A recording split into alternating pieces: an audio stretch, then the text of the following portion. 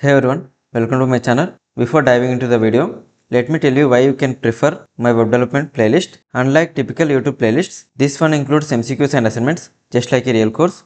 I hope you got the idea. Let's dive into the video. In the last video, we learned about the CSS box model and its 4 parts. They are content, padding, border and margin. Now in this video, let's see how to apply these properties using CSS. Let's open VS Code. I am adding border to heading.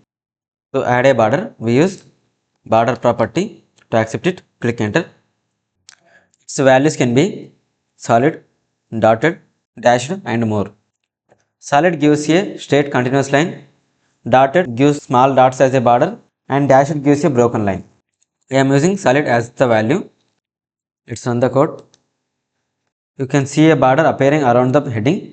The border stretches across the full width because heading is a block level element. You can try the same with dotted or dashed to see the difference. Now let's add padding. To add padding, we use property called padding. I am giving 30 pixels as a value. Pixels are represented as px. Run the code. See, the space between the border and the content is increased. This space is nothing but padding.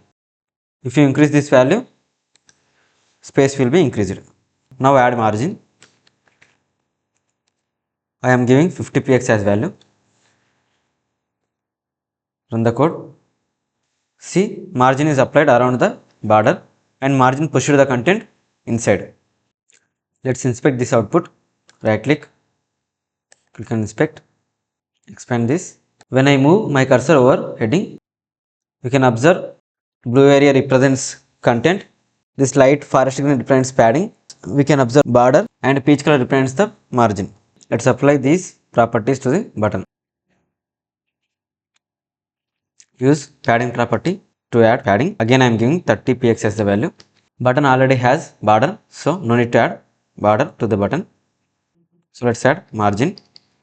I am giving 50 px as the value. Let's run the code. See, the space between border and text is increased, nothing but padding, and the space around the border is also increased, that is margin. In this way, we can apply box properties to design our web page. In the next video, we will learn how to add image to this web page. If you found this video helpful, please like and subscribe. Keep learning, keep growing. Meet you in the next one.